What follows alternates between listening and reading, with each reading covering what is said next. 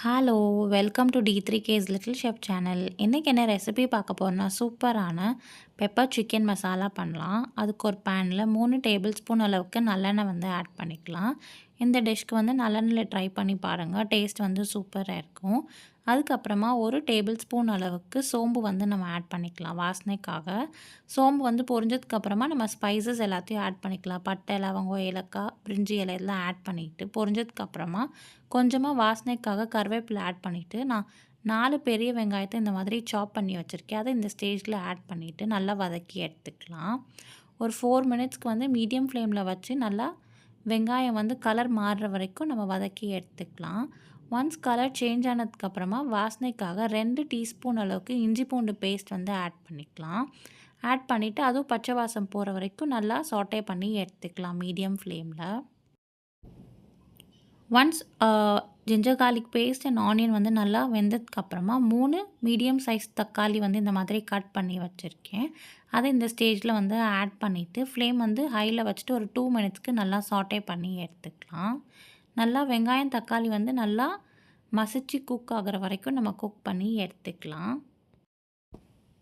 இப்போ ஓரளவுக்கு குக் ஆனதுக்கப்புறமா ஃப்ளேம் வந்து ஸ்லோவாக வச்சுட்டு 1 டீஸ்பூன் அளவுக்கு காஷ்மீரி மிளகாய் தூள் ஆட் பண்ணிக்கலாம் கலருக்காக. அதுக்கப்புறமா 2 டீஸ்பூன் அளவுக்கு மல்லித்தூள் ஆட் பண்ணிக்கலாம். 1/2 டீஸ்பூன் அளவுக்கு மஞ்சத்தூள் ஆட் பண்ணிக்கலாம். அதுக்கப்புறமா 1 டீஸ்பூன் அளவுக்கு கரம் மசாலாவும் ஆட் பண்ணிக்கலாம். ஆட் பண்ணிவிட்டு நல்லா கலந்து விட்டுக்கலாம். கலந்து விட்டுட்டு ஃப்ளேம் வந்து மீடியமாக வச்சுட்டு ஒரு 1 மினிட்க்கு நல்லா இந்த மசாலாஸ் எல்லாம் ரா ஃப்ளேவர் போகிற வரைக்கும் நல்லா வதக்கி எடுத்ததுக்கப்புறமா 400 கிராம் அளவுக்கு சிக்கன் வந்து நான் ஆல்ரெடி க்ளீன் பண்ணி வாஷ் பண்ணி மஞ்சத்தூள் போட்டு மேரினேட் பண்ணி வச்சுருக்கேன். அதை இந்த ஸ்டேஜில் வந்து ஆட் பண்ணிக்கலாம். ஆட் பண்ணிவிட்டு நம்ம தண்ணி எதுவும் ஆட் பண்ணாமல் ஆல்ரெடி மசாலா அண்ட் சிக்கனில் வந்து நமக்கு வந்து வாட்டர் கண்டென்ட் இருக்கும். ஸோ அதிலே வந்து நம்ம நல்லா ஒரு 2 மினிட்ஸ்க்கு சாட்டே பண்ணி எடுத்துக்கலாம். ஒரு 2 நிமிஷம் கழிச்சிட்டு நான் 1 கப் அளவுக்கு தண்ணி ஆட் பண்ணிவிட்டு நான் குக் பண்ணி எடுத்துக்கிறேன். நமக்கு மெயின் இன்க்ரீடியன்ட் பார்த்தா பெப்பர் பவுடர் தான். ஸோ நம்ம லாஸ்ட்டில் வந்து பெப்பர் பவுடர் தான் நிறையா ஆட் பண்ணுவோம்.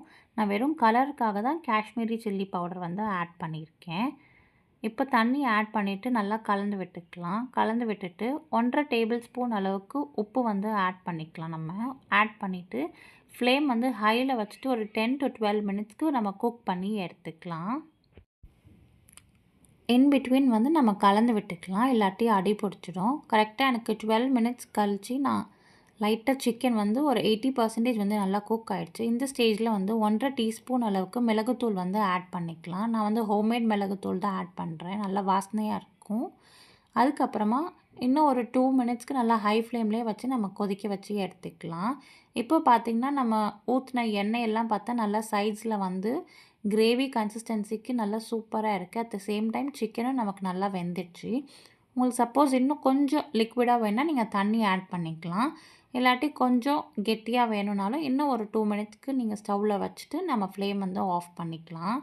லாஸ்ட்டாக வந்து ஃப்ரெஷ் கருவேப்பிலையும் கொத்தமல்லியும் நம்ம ஆட் பண்ணிக்கலாம் ஃப்ளேவருக்காகவும் அண்ட் டேஸ்ட்டுக்காகவும்.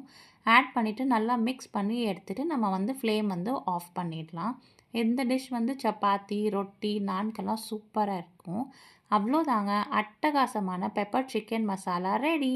இந்த வீடியோ உங்களுக்கு பிடிச்சிருந்துச்சுன்னா லைக் பண்ணுங்கள், ஷேர் பண்ணுங்கள், சப்ஸ்கிரைப் பண்ணுங்கள் அண்ட் கண்டிப்பாக ட்ரை பண்ணிவிட்டு கமெண்ட்டில் சொல்லுங்கள். Thank you, bye, have a good day.